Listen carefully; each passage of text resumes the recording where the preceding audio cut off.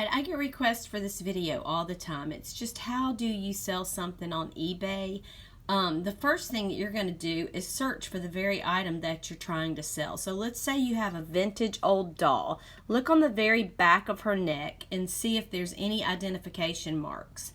Dolls usually have identification marks on the back of their necks or the nape of their back. So let's say that it says Ideal, and that's it, and it's a vintage doll.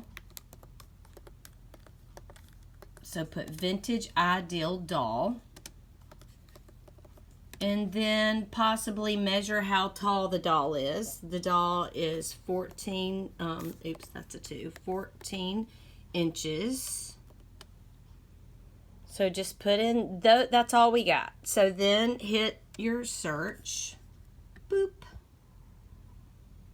And now you can change this to a gallery view or the typical view. I like the gallery view. And you can just start by seeing what people have for sale in that 14-inch Ideal vintage doll category. So you're scrolling through, and let's say that you find her and you find out that it is, oh, that's the doll that I have. It's a vintage Ideal Tony doll. So then you can go right back up here and put Tony. And you may or may not have this much information. If you don't have that information, just search through everything that is for sale.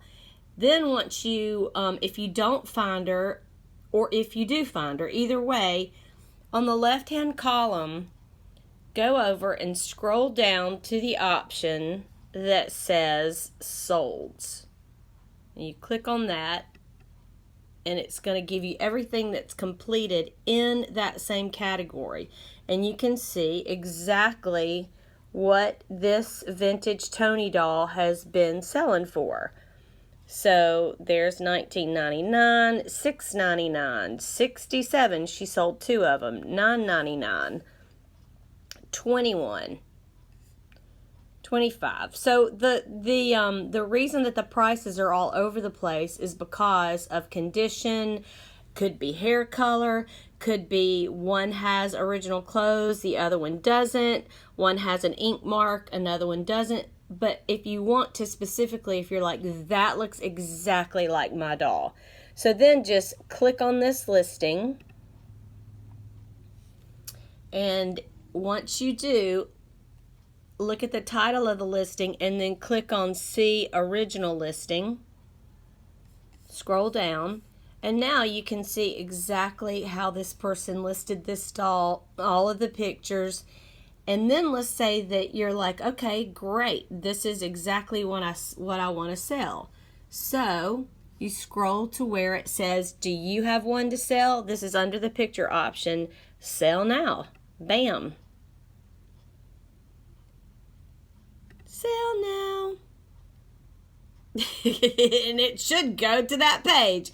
Anyway, once you go to that page, you can follow the prompts. Like, here's your title. It already has the category. You don't have to even search for the category because this is the doll that you're going to sell. And then it says add photos. So you know how to add photos. Whatever, if you're on an iPad, they're already on there. If you use the eBay app, you can actually take pictures in the app as you list.